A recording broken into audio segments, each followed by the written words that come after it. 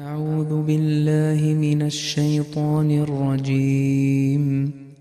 بسم الله الرحمن الرحيم. يعتذرون إليكم إذا رجعتم إليهم قل لا تعتذروا لن نؤمن لكم قد نبأنا الله من أخباركم وسيرى الله عملكم ورسوله ثم تردون إلى عالم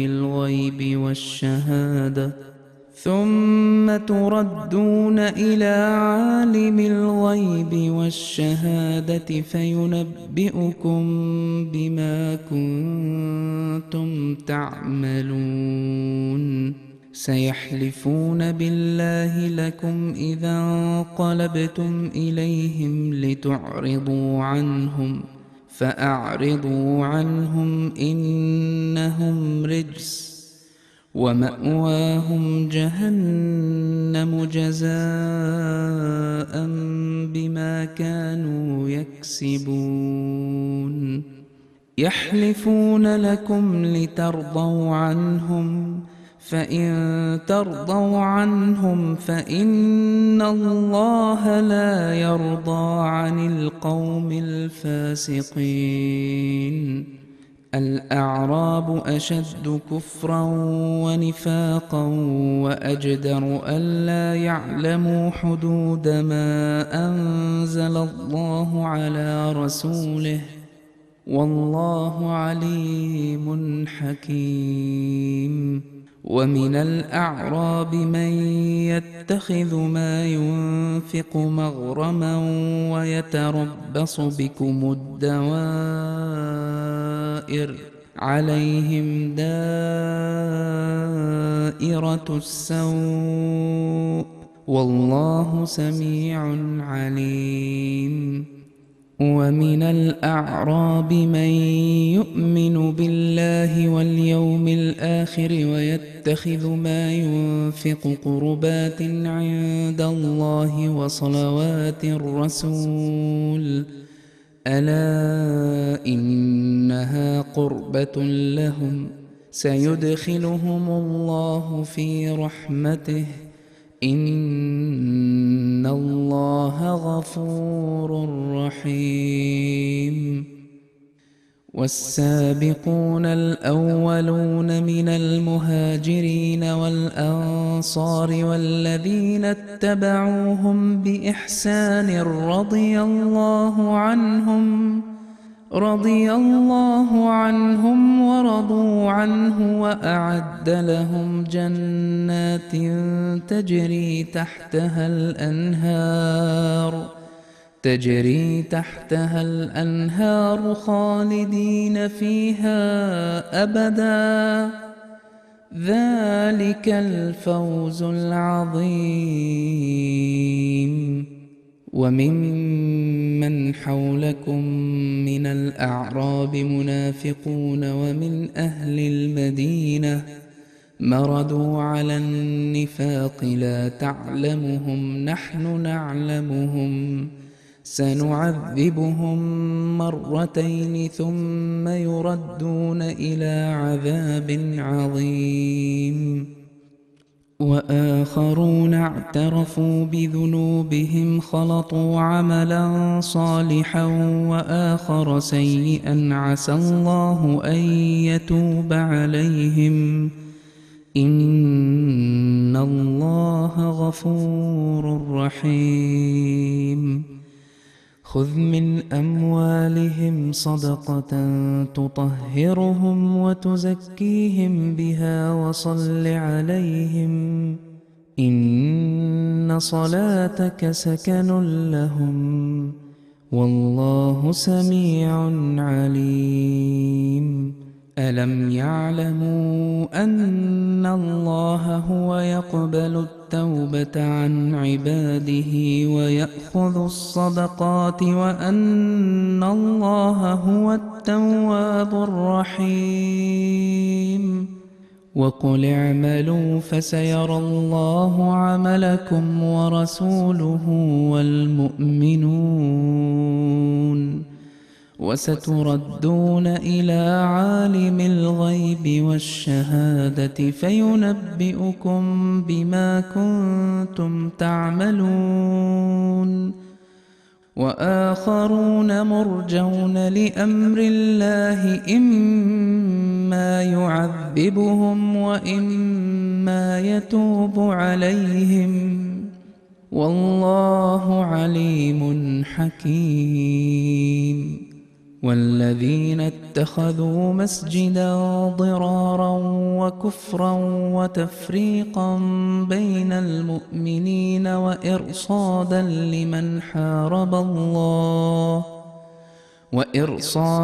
لمن حارب الله ورسوله من قبل، وليحلفن إن أردنا إلا الحسنى والله يشهد إنهم لكاذبون. لا تقم فيه أبدا، لمسجد أسس على التقوى من أول يوم أحق أن تقوم فيه رجال يحبون أن يتطهروا والله يحب المطهرين. أفمن أسس بنيانه على تقوى من الله ورضوان خير أم من أسس بنيانه على شفا جرف هار فانهار به في نار جهنم، والله لا يهدي القوم الظالمين. لا يزال بنيانهم الذي بنوا ريبة في قلوبهم إلا أن تقطع قلوبهم، والله عليم حكيم. إن الله اشترى من المؤمنين أنفسهم وأموالهم بأن لهم الجنة، يقاتلون في سبيل الله فيقتلون ويقتلون، وعدا عليه حقا في التوراة والإنجيل والقرآن، ومن أوفى بعهده من الله، فاستبشروا ببيعكم الذي بايعتم به، وذلك هو الفوز العظيم. التائبون العابدون الحامدون السائحون الراكعون الساجدون الآمرون بالمعروف والناهون عن المنكر والحافظون لحدود الله، وبشر المؤمنين. ما كان للنبي والذين آمنوا أن يستغفروا للمشركين ولو كانوا أولي قربى من بعد ما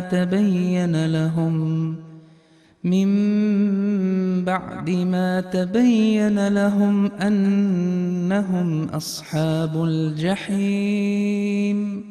وما كان استغفار إبراهيم لأبيه إلا عن موعدة وعدها إياه،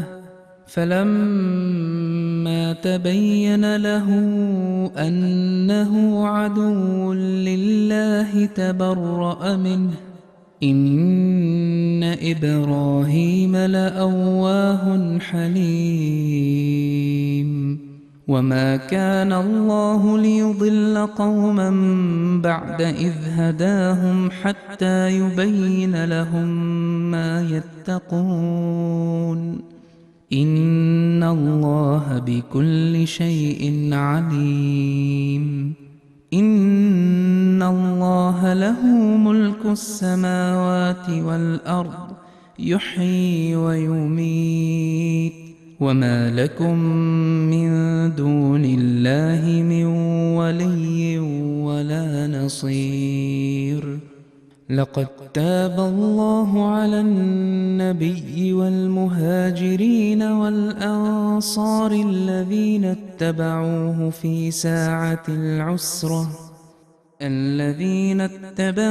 في ساعة العسرة من بعد ما كاد يزيغ قلوب فريق منهم ثم تاب عليهم إنه بهم رءوف رحيم. وعلى الثلاثة الذين خلفوا حتى إذا ضاقت عليهم الأرض بما رحبت وضاقت عليهم أنفسهم وظنوا أن لا ملجأ من الله إلا إليه ثم تاب عليهم ليتوبوا إن الله هو التواب الرحيم.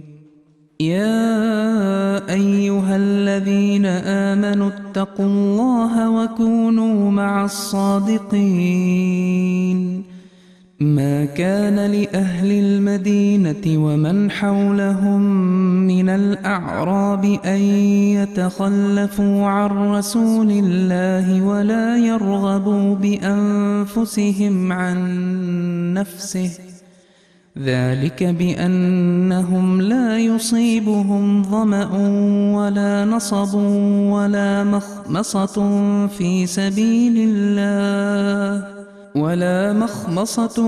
في سبيل الله ولا يطؤون موطئا يغيظ الكفار ولا ينالون من عدو نيلا إلا كتب لهم به عمل صالح. إن الله لا يضيع أجر المحسنين. ولا ينفقون نفقة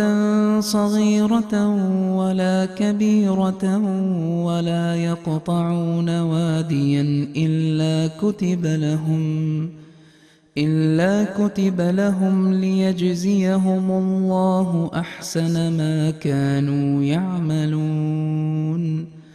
وما كان المؤمنون لينفروا كافة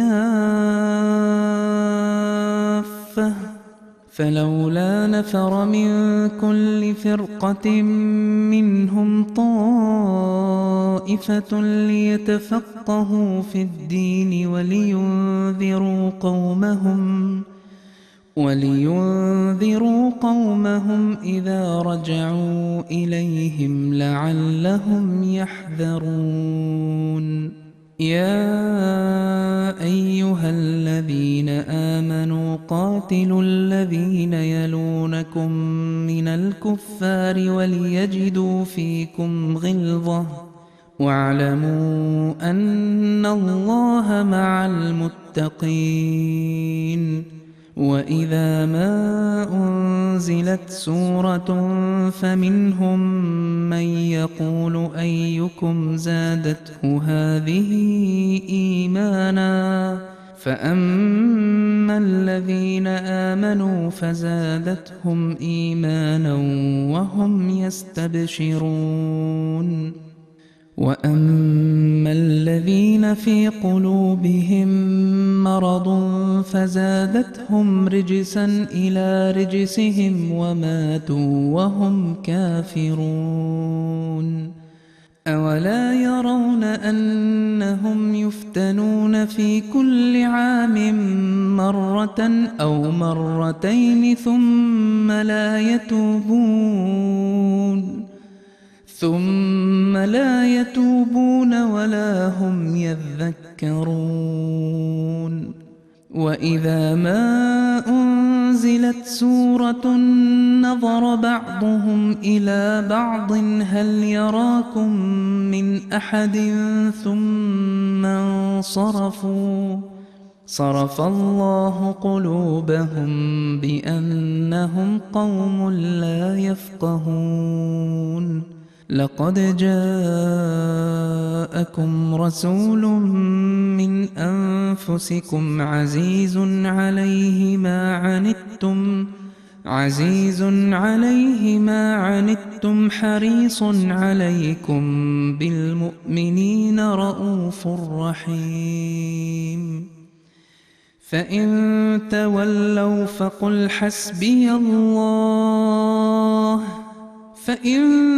تولوا فقل حسبي الله لا إله إلا هو عليه توكلت وهو رب العرش العظيم بسم الله الرحمن الرحيم ألف لام را تلك آيات الكتاب الحكيم أكان للناس عجبا أن أوحينا إلى رجل منهم أن أنذر الناس وبشر الذين آمنوا أن لهم قدم صدق عند ربهم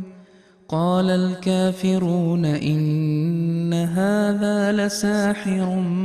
مبين إن ربكم الله الذي خلق السماوات والأرض في 6 أيام ثم استوى على العرش يدبر الأمر ما من شفيع إلا من بعد إذنه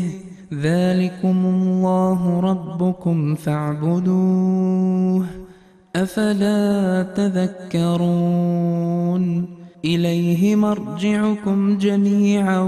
وعد الله حقا إنه يبدأ الخلق ثم يعيده ليجزي الذين آمنوا وعملوا الصالحات بالقسط والذين كفروا لهم شراب من حميم وعذاب أليم بما كانوا يكفرون هو الذي جعل الشمس ضياء والقمر نورا وقدره منازل لتعلموا عدد السنين والحساب ما خلق الله ذلك إلا بالحق يفصل الآيات لقوم يعلمون إن في اختلاف الليل والنهار وما خلق الله في السماوات والأرض لآيات لقوم يتقون إن الذين لا يرجون لقاءنا ورضوا بالحياة الدنيا واطمأنوا بها والذين هم عن آياتنا غافلون أولئك مأواهم النار بما كانوا يكسبون إن الذين آمنوا وعملوا الصالحات يهديهم ربهم بإيمانهم تجري من تحتهم الأنهار في جنات النعيم دعواهم فيها سبحانك اللهم وتحيتهم فيها سلام وآخر دعواهم أن الحمد لله رب العالمين ولو يعجل الله للناس الشر استعجالهم بالخير لقضي إليهم أجلهم فنذر الذين لا يرجون لقاءنا في طغيانهم يعمهون وإذا مس الإنسان الضر دعانا لجنبه أو قاعدا أو قائما فلما كشفنا عنه ضره مر كأن لم يدعنا إلى ضر مسه كذلك زين للمسرفين ما كانوا يعملون ولقد أهلكنا القرون من قبلكم لما ظلموا وجاءتهم رسلهم بالبينات وما كانوا ليؤمنوا كذلك نجزي القوم المجرمين ثم جعلناكم خلائف في الأرض من بعدهم لننظر كيف تعملون وإذا تتلى عليهم آياتنا بينات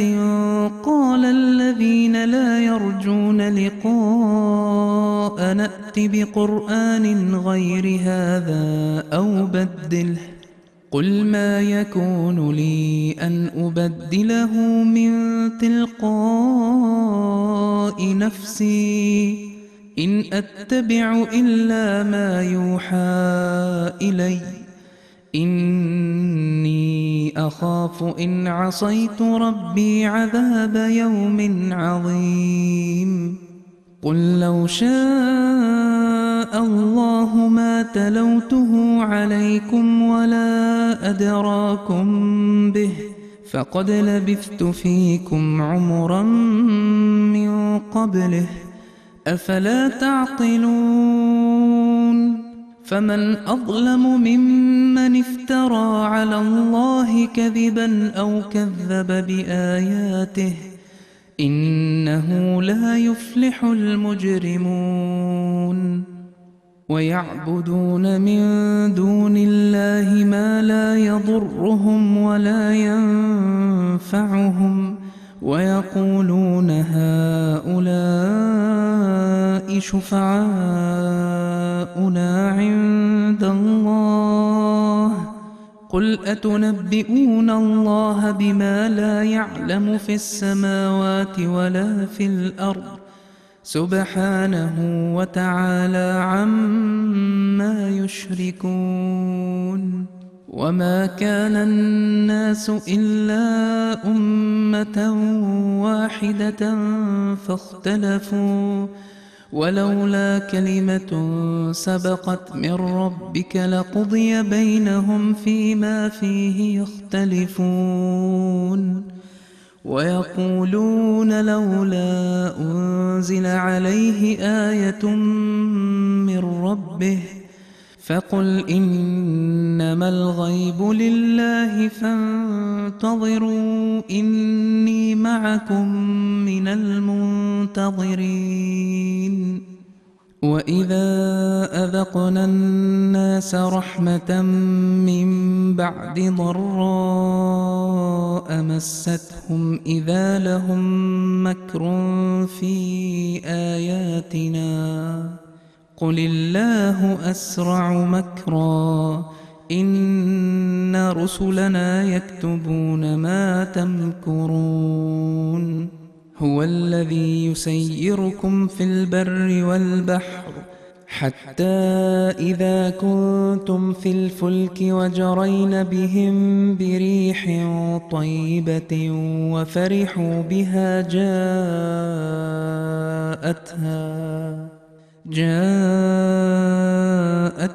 ريح عاصف وجاءهم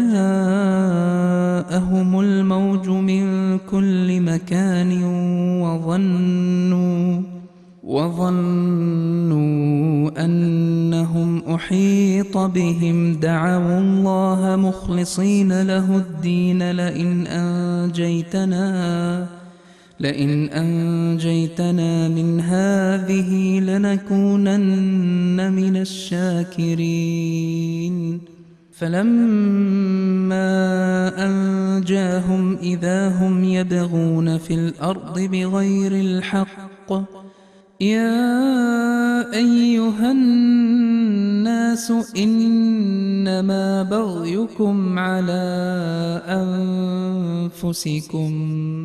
متاع الحياة الدنيا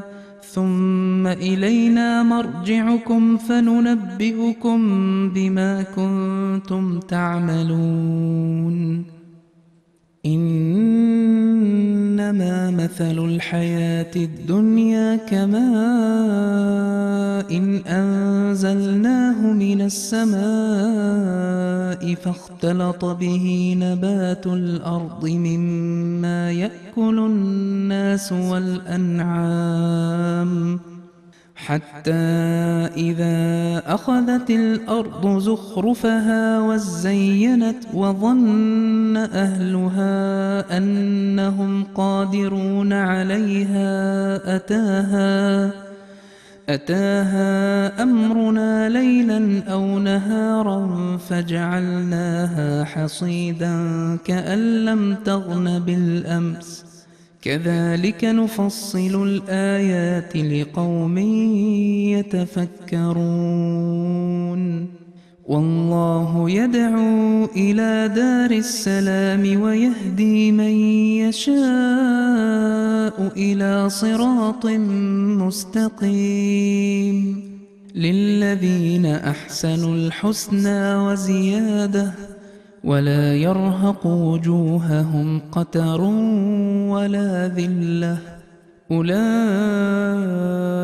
أصحاب الجنة هم فيها خالدون والذين كسبوا السيئات جزاء سيئة بمثلها وترهقهم ذلة ما لهم من الله من عاصم كأنما أغشيت وجوههم قطعا من الليل مظلما أولئك أصحاب النار هم فيها خالدون ويوم نحشرهم جميعا ثم نقول للذين أشركوا مكانكم أنتم وشركاؤكم فزيلنا بينهم وقال شركاؤهم ما كنتم إيانا تعبدون فكفى بالله شهيدا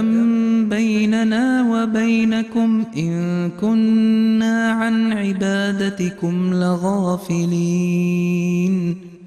هنالك تبلو كل نفس ما أسلفت وردوا إلى الله مولاهم الحق وضل عنهم ما كانوا يفترون قل من يرزقكم من السماء والأرض أم من يملك السمع والأبصار ومن يخرج الحي من الميت ويخرج الميت من الحي ومن يدبر الأمر فسيقولون الله فقل أفلا تتقون فذلكم الله ربكم الحق فماذا بعد الحق إلا الضلال فأنى تصرفون كذلك حقت كلمة ربك على الذين فسقوا أنهم لا يؤمنون قل هل من شركائكم من يبدأ الخلق ثم يعيده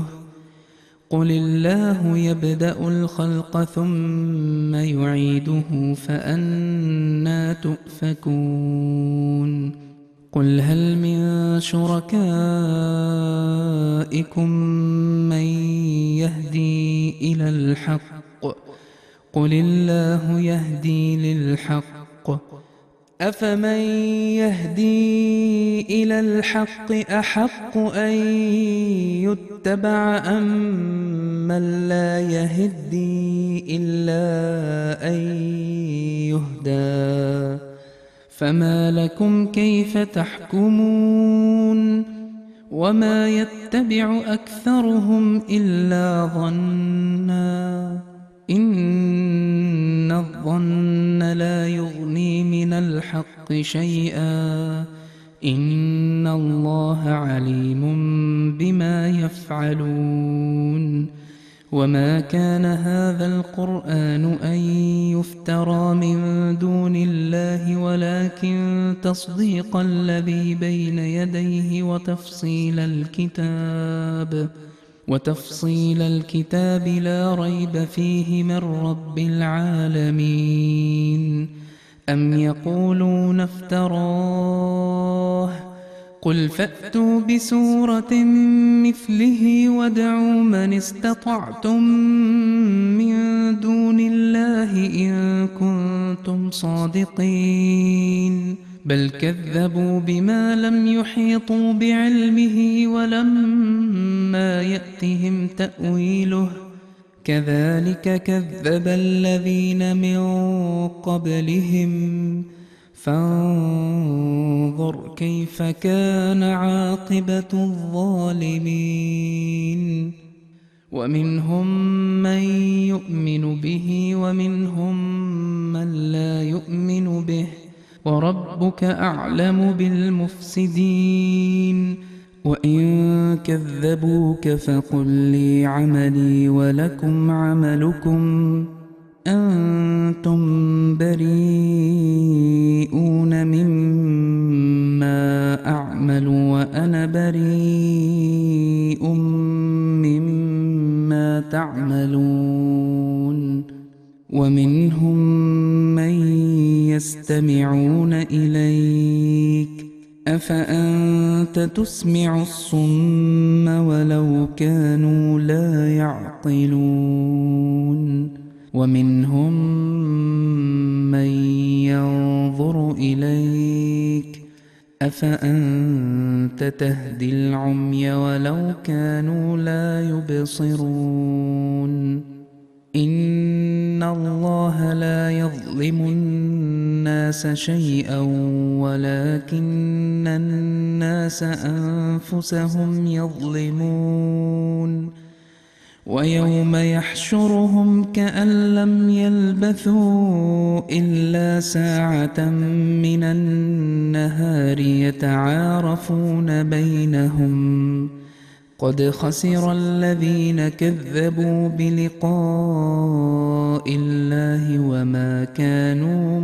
مهتدين وإما نرينك بعض الذي نعدهم أو نتوفينك فإلينا مرجعهم ثم الله شهيد على ما يفعلون ولكل أمة رسول فإذا جاء رسولهم قضي بينهم بالقسط وهم لا يظلمون ويقولون متى هذا الوعد إن كنتم صادقين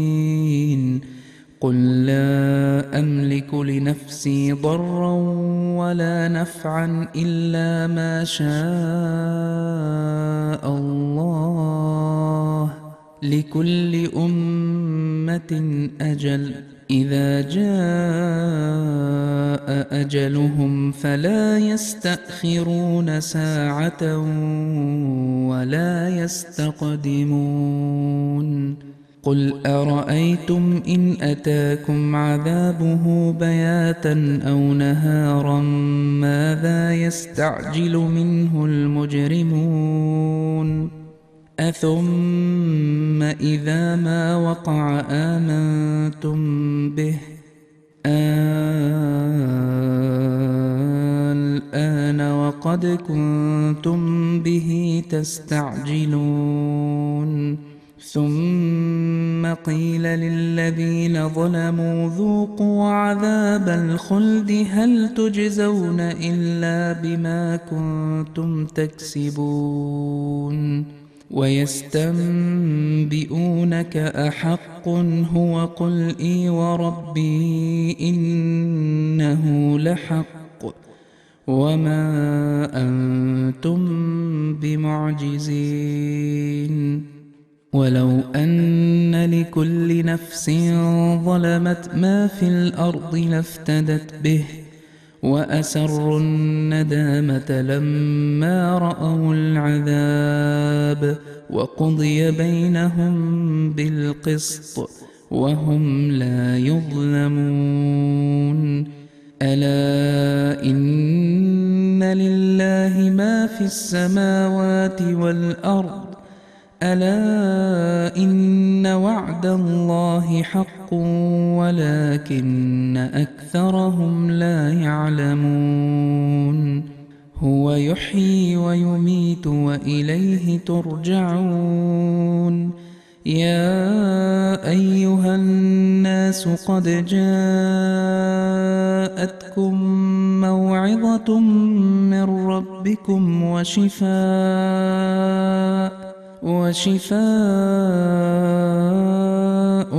لما في الصدور وهدى ورحمة للمؤمنين قل بفضل الله وبرحمته فبذلك فليفرحوا هو خير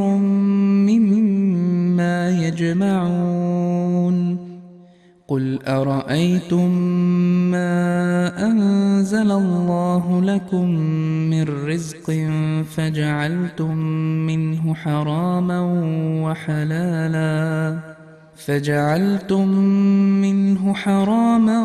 وحلالا قل الله أذن لكم أم على الله تفترون وما ظن الذين يفترون على الله الكذب يوم القيامة إن الله لذو فضل على الناس ولكن أكثرهم لا يشكرون وما تكون في شأن وما تتلو منه من قرآن ولا تعملون من عمل إلا كنا عليكم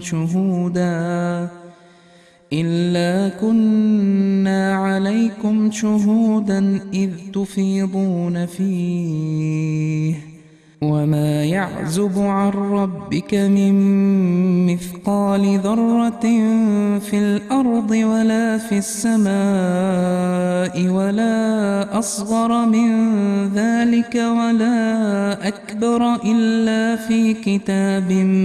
مبين ألا إن أولياء الله لا خوف عليهم ولا هم يحزنون الذين آمنوا وكانوا يتقون لهم البشرى في الحياة الدنيا وفي الآخرة لا تبديل لكلمات الله ذلك هو الفوز العظيم ولا يحزنك قولهم إن العزة لله جميعا هو السميع العليم ألا إن لله من في السماوات ومن في الأرض وما يتبع الذين يدعون من دون الله شركاء إن يتبعون إلا الظن وإن هم إلا يخرصون هو الذي جعل لكم الليل لتسكنوا فيه والنهار مبصرا إن في ذلك لآيات لقوم يسمعون قالوا اتخذ الله ولدا سبحانه هو الغني له ما في السماوات وما في الأرض إن عندكم من سلطان بهذا أتقولون على الله ما لا تعلمون قل إن الذين يفترون على الله الكذب لا يفلحون متاع في الدنيا ثم إلينا مرجعهم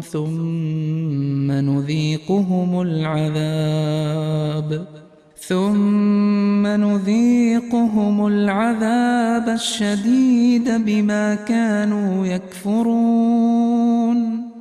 واتل عليهم نبأ نوح إذ قال لقومه يا قوم إن كان كبر عليكم مقامي وتذكيري بآيات الله فعلى الله توكلت فأجمعوا أمركم وشركاءكم ثم لا يكن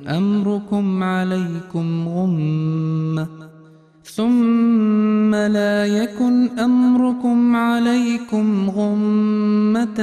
ثم قضوا إلي ولا تنظرون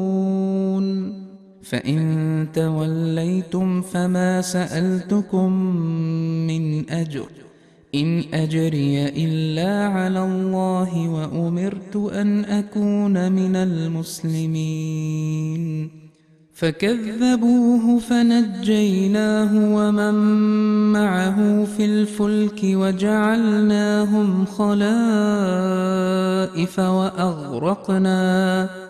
وأغرقنا الذين كذبوا بآياتنا فانظر كيف كان عاقبة المنذرين ثم بعثنا من بعده رسلا إلى قومهم فجاءوهم بالبينات فما كانوا ليؤمنوا بما كذبوا به من قبل كذلك نطبع على قلوب المعتدين ثم بعثنا من بعدهم موسى وهارون إلى فرعون وملئه بآياتنا فاستكبروا وكانوا قوما مجرمين فلما جاءهم الحق من عندنا قالوا إن هذا لسحر مبين قال موسى أتقولون للحق لما جاءكم أسحر هذا ولا يفلح الساحرون قالوا أجئتنا لتلفتنا عما وجدنا عليه آباءنا وتكون لكما الكبرياء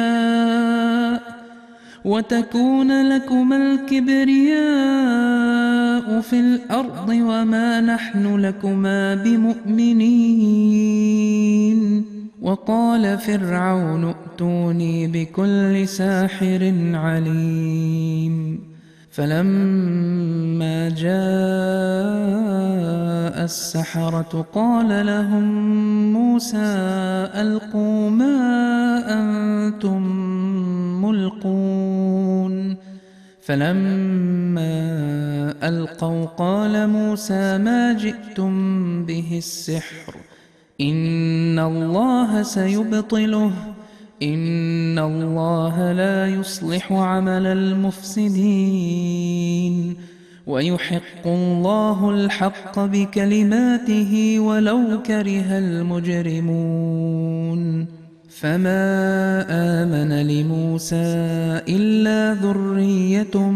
من قومه على خوف من فرعون وملئهم أن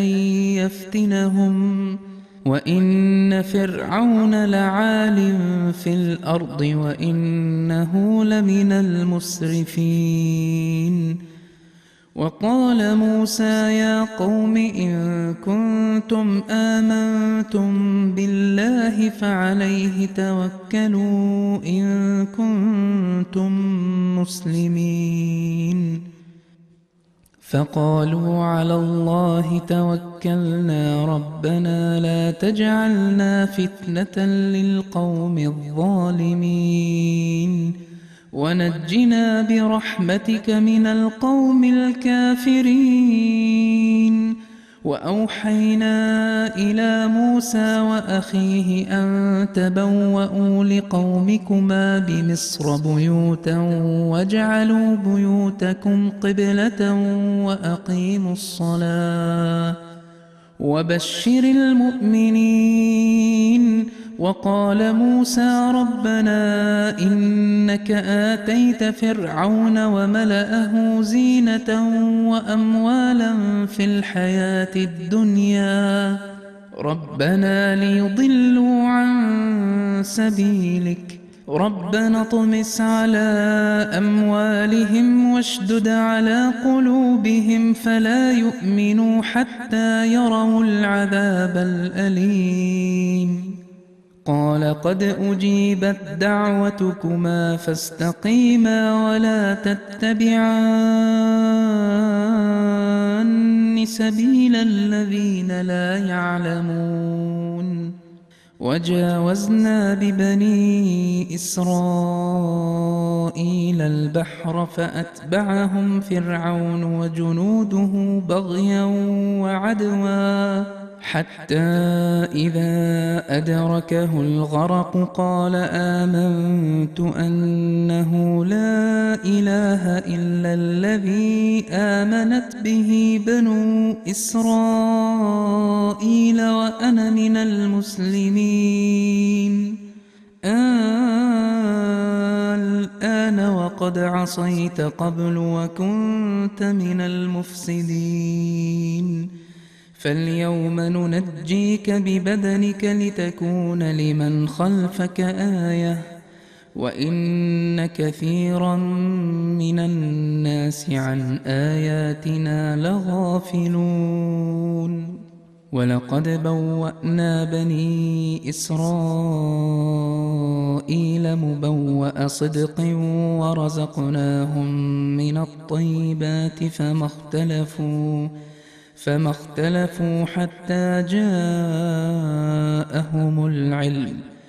إن ربك يقضي بينهم يوم القيامة فيما كانوا فيه يختلفون. فإن كنت في شك مما أنزلنا إليك فاسأل الذين يقرؤون الكتاب من قبلك لقد جاءك الحق من ربك فلا تكونن من الممترين ولا تكونن من الذين كذبوا بآيات الله فتكون من الخاسرين.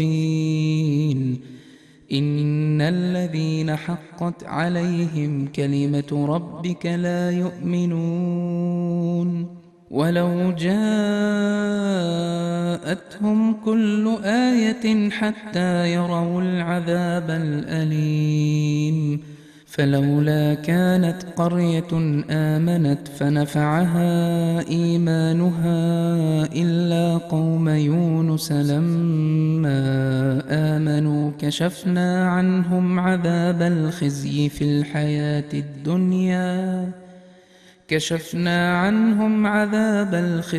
الحياة الدنيا ومتعناهم إلى حين. ولو شاء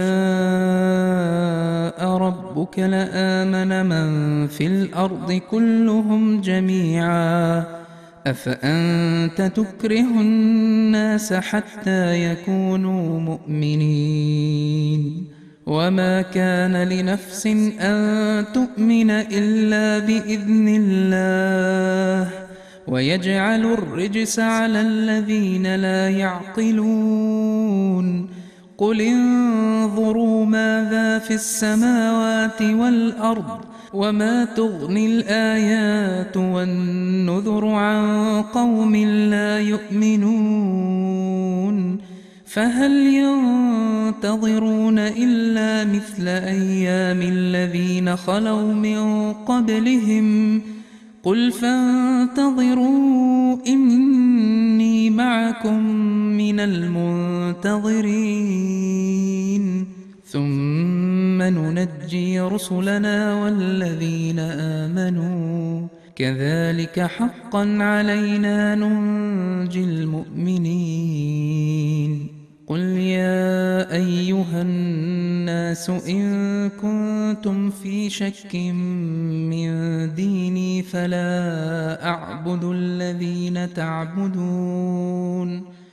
فلا أعبد الذين تعبدون من دون الله ولكن أعبد الله الذي يتوفاكم وأمرت أن أكون من المؤمنين وأن أقم وجهك للدين حنيفا ولا تكونن من المشركين ولا تدع من دون الله ما لا ينفعك ولا يضرك فإن فعلت فإنك إذا من الظالمين وإن يمسسك الله بضر فلا كاشف له إلا هو وإن يردك بخير فلا راد لفضله يصيب به من يشاء من عباده وهو الغفور الرحيم قل يا أيها الناس قد جاءكم الحق من ربكم فمن اهتدى فإنما يهتدي لنفسه ومن ضل فإنما يضل عليها وما أنا عليكم بوكيل واتبع ما يوحى إليك واصبر حتى يحكم الله وهو خير الحاكمين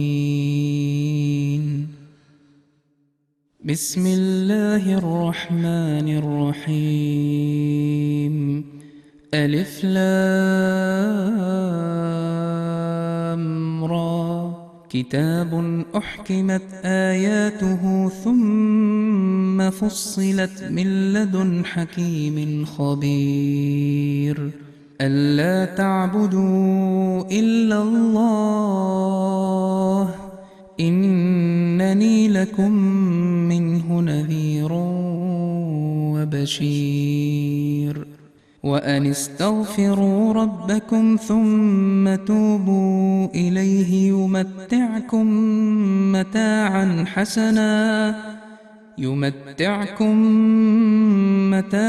حسنا إلى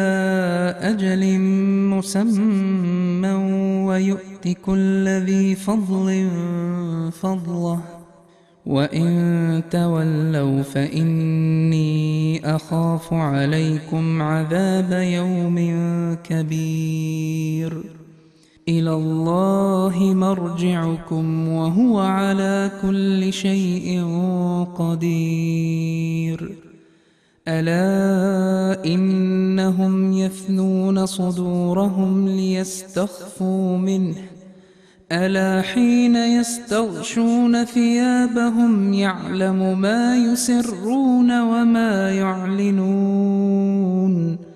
إنه عليم بذات الصدور